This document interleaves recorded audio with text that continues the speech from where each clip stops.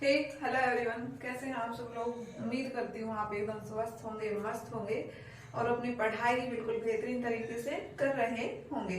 मैं आपकी होस्ट आरती सिंह हाजिर हूँ आप लोगों के लिए एक और इंफॉर्मेटिव सेशन लेकर, जिसमें मैं आज आप लोगों के साथ डिस्कस करने वाली हूँ जो आपकी यूपी प्लस में कंप्यूटर ऑपरेटर की वैकेंसी आई है उसके डिटेल सिलेबस के बारे में। देखिए, लास्ट सेशन में मैंने आप लोगों के साथ डिस्कस किया था कि जो कंप्यूटर ऑपरेटर की वैकेंसी आई है उसके फॉर्म स्टार्ट कब से होंगे, लास्ट डेट कब रहेगी, उसकी एलिजिबिलिटी क्राइटेरिया क्या रहने वाला है, क्या क्या उसमें एजुकेशन क्वालिफिकेशन आपसे मांगी गई है, आपकी एज लिमिट क्या रहेगी। सबसे बड़ा डाउट होता है बच्चों को एज लिमिट को लेकर। तो वो सेशन वो सारी चीजें मैंने अपने लास्ट सेशन में आप लोगों के साथ डिस्कस करी थी। आज के इस सेशन में मैं आप लोगों के साथ डिस्कस करूंगी कंप्यूटर ऑपरेटर का डिटेल्ड सिलेबस। चलिए स्टार्ट करते हैं। सेशन स्टार्ट करने से पहले आप लोगों से एक रिक्वेस्ट करना चाहूंगी, अगर आप चैनल पे फर्स्ट टाइम विजिट कर रहे हैं तो चैनल को सब्सक्राइब करना ना भूलें।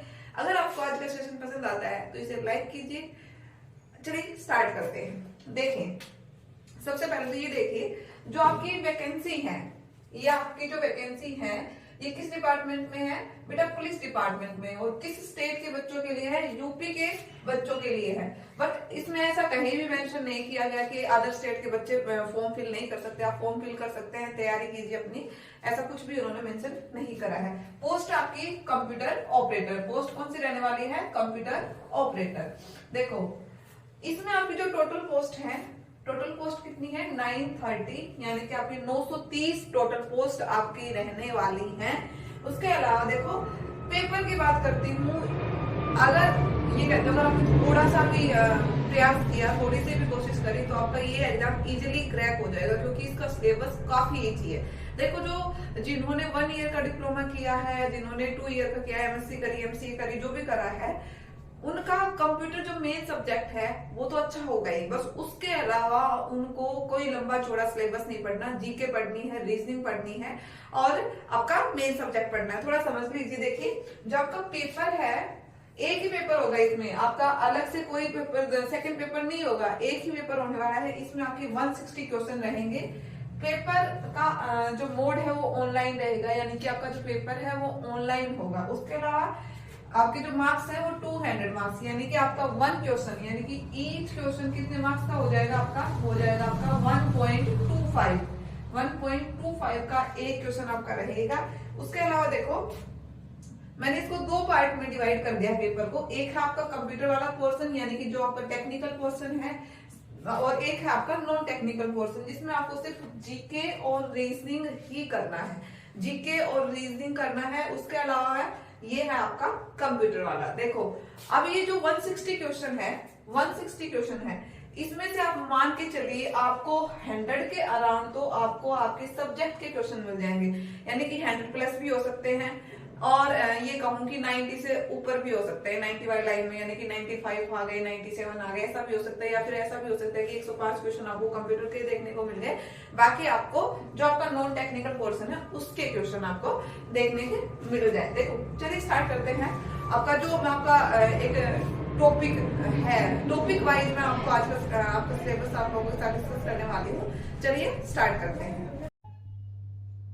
चलिए देखिए, आपका सिलेबस देखिए, जैसा कि मैं आप लोगों के साथ डिस्कस कर रही थी, इसमें आपके 2 पार्ट रहने वाले हैं। एक टेक्निकल पोर्शन आपका, एक है टेक्निकल पोर्शन, दूसरा है आपका नॉन टेक्निकल पोर्शन। तो टेक्निकल पोर्शन में तो आपको आपका सब्जेक्ट पढ़ना है, यानी कि आपको आपका जो कंप्यूटर है वो पढ़ना है। उसके अलावा आपको नॉन टेक्निकल पोर्शन में कौन कौन से सब्जेक्ट आपको पढ़ने हैं, चलिए वो भी आज मैं आप लोगों के साथ डिस्कस कर लेती हूँ। देखिए, सबसे पहले हम बात करते हैं नॉन टेक्निकल पोर्शन की। नॉन टेक्निकल पोर्शन में अगर मैं बात करूं जनरल नॉलेज की, देखो, एक तो इन्होंने ये डिफाइन नहीं कर रखा कि आपका जो सब्जेक्ट है वो कितने मार्क्स का रहेगा, ये भी इन्होंने डिफाइन नहीं करा है। और जो आपका नॉन टेक्निकल पोर्शन है, जिसमें आपकी जनरल नॉलेज हो गई, मेंटल एप्टीट्यूड हो गया, आपकी जो रीजनिंग के कुछ टॉपिक इन्होंने मेंशन कर रखे हैं वो हो गया। इन्होंने मेंशन नहीं कर रखा कि ये इतने मार्क्स के आएंगे और आपका जो कंप्यूटर वाला पोर्शन है वो इतना मार्क्स का आएगा। मतलब इन्होंने बस ओनली मेंशन किया था कि आपका टोटल 160, टोटल जो आपका क्वेश्चन रहने वाले हैं वो 160 रहेंगे। उसके अलावा इनके जो मार्क्स हैं टोटल वो रहेंगे 200, यानी कि आपका जो एक क्वेश्चन है, एक क्वेश्चन आपका रहता है 1.25, कितने का रहेगा? 1.25 मार्क्स का आपका रहने वाला है। ऑनलाइन पेपर होगा आपका और इसमें नेगेटिव मार्किंग का अभी भी कुछ डिक्लेयर नहीं किया है, होगी नहीं होगी वो बाद में डिफाइन करेंगे एडमिट कार्ड के साथ, या बाद में आपका पेपर के टाइम मेंशन कर दिया जाएगा आपके फर्स्ट पेज पर। देखिए, सबसे पहले अगर मैं बात करती हूँ कि आपको जनरल नॉलेज में क्या क्या करना है, जो आपकी सामान्य ज्ञान वाला पोर्शन है उसमें आपको क्या क्या करना है। उसमें आपको देखो सामान्य विज्ञान, भारत का इतिहास। अब जो ये इतिहास है, जो इंडियन हिस्ट्री है, इसमें आपको मॉडर्न हिस्ट्री भी करनी है, इसमें आपको मिडाइवल हिस्ट्री भी करनी है, इसमें आपको मतलब जो तीनों पोर्शन है, एनिशियंट हिस्ट्री वो भी करनी है, यानी तीनों पोर्शन आप हिस्ट्री के करेंगे। उसके बाद भारतीय इतिहास यानी कि इंडियन पॉलिटी आपको पढ़नी है, भारतीय अर्थव्यवस्था यानी कि आपको इकोनॉमिक्स के बारे में पढ़ना है, संस्कृति, भारत की जो संस्कृति है, कौन कौन से स्टेट का कौन कौन सा नृत्य प्रसिद्ध है, कौन कौन से संगीत प्रसिद्ध है, कौन कौन सा जो आपका मंदिर है वो इंडिया के किस स्टेट में है, कल्चर में वो वाला पोर्शन आता है। उसके अलावा आपको वाणिज्य, व्यापार, जनसंख्या, पर्यावरण एवं नगरीकरण, भारत का भूगोल, देखो भारत का भूगोल करना है आपको, विश्व का भूगोल करना है। अब इसमें मेंशन कर दिया कि आपको विश्व का भूगोल भी पढ़ना है, तो आप वो भी कवर करते हुए चलेंगे। हाँ, ऐसा है कि उसमें ज़्यादा डीप लेवल के क्वेश्चन नहीं पूछेंगे, बट ऊपरी सतह से आपसे क्वेश्चन पूछे जा सकते हैं। उसके अलावा आपको प्राकृतिक संसाधन। अब देखो, ये पेपर आपका जो यूपी का है, पेपर कहाँ का है आपका, यूपी का है, स्टेट का, तो उसमें इन्होंने मेंशन कर दिया है। मेंशन इसमें क्या करा है, उत्तर प्रदेश की शिक्षा, संस्कृति और सामाजिक प्रथाओं के संबंध में विशिष्ट जानकारी, यानी कि जो शिक्षा, जो कल्चर चला हुआ है वहाँ पे शिक्षा को लेकर, वहाँ पे जो सामाजिक प्रथाएं चली हुई हैं उनकी आपको विशिष्ट जानकारी होनी चाहिए। उसके अलावा आपको उत्तर प्रदेश में राजस्व, पुलिस व सामान्य प्रशासनिक व्यवस्था करना है, मानवाधिकार आयोग करना है, आंतरिक सुरक्षा, आतंकवाद, भारत और उसके पड़ोसी देशों के बीच संबंध, यानी कि आपके करंट से रिलेटेड है, साइबर क्राइम, वस्तु एवं सेवा कर, ये जीएसटी वगैरह, पुरस्कार, सम्मान देश, ये आपके सारे करंट से हैं। ये जो यहाँ से हैं ये आपके करंट से रिलेटेड है।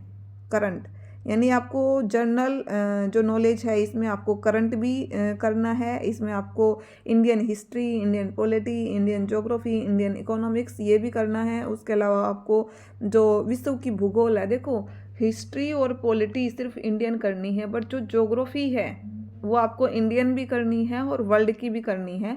उसमें ऊपरी ऊपरी क्वेश्चन कुछ पूछे जाएंगे आपसे, ज़्यादा डीप नहीं पूछा जाएगा, पर करना है आपको वो। नेक्स्ट अगर हम बात कर लेते हैं मेंटल एप्टीट्यूड में, मेंटल एप्टीट्यूड में आपको दे रखा है, देखो क्या क्या करना है। लॉजिकल डायग्राम्स, क्या क्या करेंगे आप, लॉजिकल डायग्राम्स करेंगे। उसके अलावा आप सिंबल रिलेशनशिप करेंगे, इंटरप्रिटेशन करेंगे। उसके अलावा आपका जो letter and number series, word and alphabet analogy, ये सब कुछ करेंगे। उसके अलावा डायरेक्शन सेंस, ये आपके रीजनिंग के टॉपिक है मोस्टली, ठीक है। उसके अलावा रीजनिंग में इन्होंने मेंशन कर रखा है, देखो समरूपता, एनालॉगी, देखो इसमें समरूपता करना, आपको सिमिलरिटीज करना है, डिफरेंसेस करने हैं, स्पेस विजुअलाइजेशन करने हैं, प्रॉब्लम सॉल्विंग, एनालिसिस, जजमेंट। उसके अलावा डिसीजन मेकिंग, विजुअल मेमोरी और डिस्क्रिमिनेशन, और ये है ऑब्जर्वेशन, और ये है रिलेशनशिप कॉन्सेप्ट, अर्थमेटिकल रीजनिंग। आपको सारी मतलब ओवरऑल आपको कंप्लीट रीजनिंग करनी है। उसके अलावा आपका आता है नॉन टेक्निकल पोर्शन में, आपको सिर्फ 3 पार्ट ये करने हैं। उसके अलावा जो आपका बच गया वो है कंप्यूटर वाला पोर्शन। देखो कंप्यूटर वाले पोर्शन में आपको सबसे पहले तो कंप्यूटर की हिस्ट्री, कहाँ से उसकी शुरुआत हुई, कितनी जनरेशन है कंप्यूटर में, कौन सी जनरेशन में कौन सी टेक्नोलॉजी का यूज करा गया है, प्रेजेंट में कौन सी जनरेशन चल रही है, ये सब कुछ आपको डिटेल से करना है। ऑर्गेनाइजेशन ऑफ कंप्यूटर सिस्टम, यानी कि उसकी ऑर्गेनाइजेशन कैसी है, उसको डेवलप कैसे करा गया है, क्या क्या उसका किस तरीके का स्ट्रक्चर है, जैसे कंट्रोल यूनिट हो गया आपका, ALU हो गया आपका, कैश मेमोरी हो गई, वो किससे कौन कनेक्ट है, ये सब चीज़ें आपसे पूछे जाएंगे इसमें। हार्डवेयर, सॉफ्टवेयर, पेरिफेरल डिवाइसेस क्या होते हैं, उसके अलावा algorithm, flow chart, number system, ये सब कुछ आपको करने हैं। अगर हम इसके अलावा आपको करना है, देखो ये इंट्रोडक्शन था आपका नॉर्मल, आपको एल्गोरिथम के बारे में पता होना चाहिए, फ्लो चार्ट के बारे में पता होना चाहिए, नंबर सिस्टम, आपको नंबर सिस्टम जो भी हैं आपके वो करने हैं सारे, ये इन्होंने इंट्रोडक्शन में दे दिया। उसके अलावा आपको हिस्ट्री ऑफ कंप्यूटर करना है, जनरेशन करनी है, ये सब कुछ आपके इंट्रोडक्शन में दिया है इन्होंने। उसके अलावा अगर मैं बात करूँ DBMS की, तो DBMS में आपको करना है डेटा ऑर्गेनाइजेशन, यानी कि आप डेटा को कैसे ऑर्गेनाइज करेंगे, फाइल मैनेजमेंट सिस्टम के बारे में आपको करना है, डेटाबेस कॉन्सेप्ट के बारे में करना है, relational data model and basic concept of database, popular database management system FoxPro, and आपको करना है ओराकल विद एसक्यूएल, यानी कि आपको ओराकल एंड एसक्यूएल भी आपको करनी है। उसके अलावा अगर मैं बात करूं, पीसी सॉफ्टवेयर हो गया, ऑफिस ऑटोमेशन, यानी कि पीसी सॉफ्टवेयर आपको इसमें करना है office automation, electronic capture, storage, graphics, electronic data interchange, ये सब कुछ आपको इसमें करना है डिटेल से। नेक्स्ट देखिए जो आपका है वर्क प्लेस प्रोडक्टिविटी टूल्स क्या होते हैं। वर्क प्लेस प्रोडक्टिविटी टूल्स देखो, मेनली जो आपका कंप्यूटर ऑपरेटर होता है उसको काम करना होता है आपका एक्सेल सीट पर। किस पे काम करते हैं आप? एक्सेल सीट पे काम करते हैं।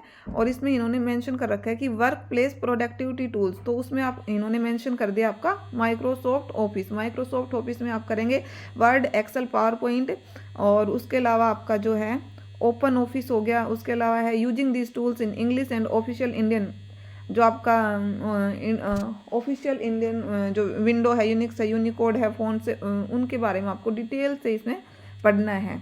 देखो सबसे ज़्यादा इसी से क्वेश्चन पूछे जाएंगे, जो ये वाला पोर्शन है ना आपका वर्क प्लेस प्रोडक्टिविटी टूल्स, क्योंकि आपको काम करना होता है एक्सेल सीट पे। उसके अलावा आपको जो डेटा मैनेजमेंट से भी आपसे ज़्यादा क्वेश्चन पूछे जाएंगे, DBMS डेटा मैनेजमेंट से भी आपके ज़्यादा क्वेश्चन पूछे जा सकते हैं। उसके अलावा अगर मैं बात करूं आपकी कंप्यूटर नेटवर्क में आपको ज़्यादा डीप नहीं पढ़ना, यानी कि आपको OSI मॉडल नहीं पढ़ना, TCP IP मॉडल, वो सब आपके नेट के लेवल के टॉपिक होते हैं। बस इन्होंने मेंशन करा है आपका नेटवर्क टोपोलॉजी, क्या क्या मेंशन करा है इसमें इन्होंने, नेटवर्क टोपोलॉजी करना है आपको। उसके अलावा आप करेंगे risk assessment and security measures. उसके अलावा आप करेंगे सिक्योरिटी इश्यूज, लैन मैन, क्या क्या सिक्योरिटी इशू रहते हैं जब आप लैन का यूज करते हैं, मैन का यूज करते हैं, या फिर आप WAN का यूज, वैन का यूज करते हैं। तो देखो ये आपको डिटेल से करने हैं। बाकी इन्होंने कंप्यूटर नेटवर्क में आपके 3-4 ही टॉपिक मेंशन करे हैं, नेटवर्क टोपोलॉजी।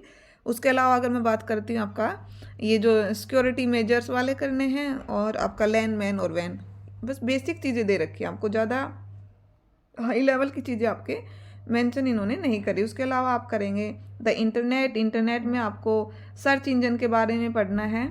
इंटरनेट में आप करेंगे सर्च इंजन के बारे में, ईमेल्स, ई-कॉमर्स, ई-बैंकिंग और ई-लर्निंग। आपका जो ई-बैंकिंग है और जो आपका ई-कॉमर्स है, ज़्यादा क्वेश्चन आपके पूछे जाते हैं। आपका पूछा जाता है सर्च इंजन, आपका एक क्वेश्चन पूछा जाता है ये इन सर्च इंजन और आपका वेब ब्राउज़र से रिलेटेड, इनमें डिफरेंस पूछा जाता है मोस्टली। तो बाकी आपको ई-कॉमर्स के भी क्वेश्चन ज़्यादा देखने को मिलेंगे हाल फिलहाल जो ज़्यादा चल रहा है, क्योंकि ई-कॉमर्स अभी हाल फिलहाल के एग्ज़ाम में इससे ज़्यादा क्वेश्चन पूछे जाने लगे हैं। उसके अलावा आपको करना है, देखो उसके अलावा आप करेंगे emerging technologies and web publishing. इसके अलावा आप क्या करेंगे, एमर्जिंग टेक्नोलॉजीज, इसमें आपको करना है application software, computer control device, artificial intelligence, यानी कि आपको AI के बारे में बेसिक नॉलेज कवर करनी है। मोबाइल कंप्यूटिंग क्या होती है, ग्रीन कंप्यूटिंग क्या होती है, operating system, Windows, Unix, Linux, आपका HTML, जावास्क्रिप्ट के बारे में आपको बेसिक सा करना है, क्योंकि ज़्यादा हाई लेवल का आपका ना एग्जाम है और ज़्यादा हाई लेवल का आपको ना कवर करना है। उसके अलावा आपको यही फिर से रिपीट कर दिया, बैंकिंग और ई-कॉमर्स की एप्लीकेशन। तो ये टॉपिक जो आपका बैंकिंग और ई-कॉमर्स की एप्लीकेशन, देखो जो ये टॉपिक आपका बैंकिंग और ई-कॉमर्स की जो इन्होंने दे रखी हैं एप्लीकेशन, ये यहीं पे कवर हो जाएगा। इंटरनेट, ये इन्होंने दो जगह मेंशन करें, ई-कॉमर्स और ई-बैंकिंग, ई-लर्निंग।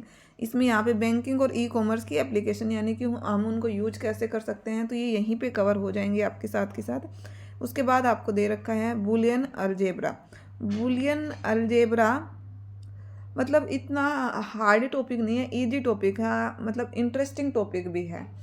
ये जो बूलियन अलजेब्रा है, इसमें आपको ट्रूथ टेबल बनानी आनी चाहिए, उसकी क्लोजर प्रॉपर्टी क्या होती हैं, लॉज ऑफ बूलियन अलजेब्रा, आपके 7-8 जो लॉज होते हैं बूलियन अलजेब्रा में वो आपको करने हैं। SOP क्या होता है, POS क्या होता है, कार्नोफ मैप, ये देखो सबसे मतलब मेरा तो सबसे फेवरेट टॉपिक है कार्नोफ मैप, काफ़ी इंटरेस्टिंग टॉपिक है। मैथमेटिकल कैलकुलेशन होती है इसमें, और एप्लीकेशन ऑफ बूलियन लॉजिक।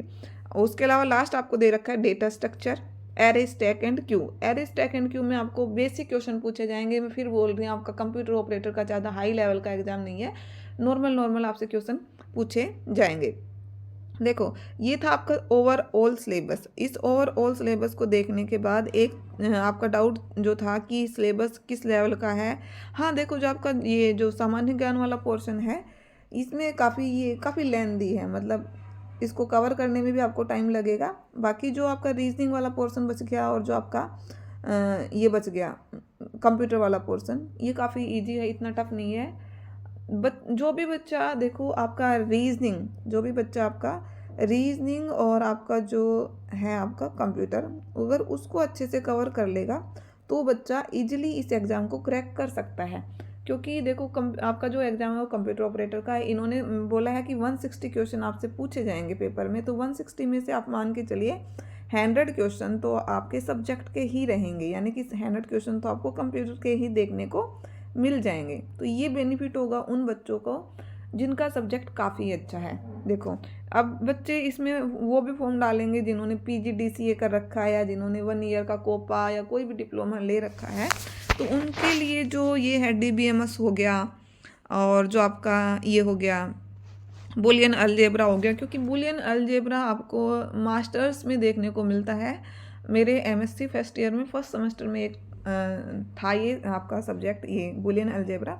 तो हाई लेवल पे देखने को मिलता है, आपको स्टार्टिंग में नहीं मिलेगा। तो हो सकता है कि बच्चे को इसमें प्रॉब्लम आए, बट काफ़ी इंटरेस्टिंग टॉपिक है, आप कवर कर लेंगे।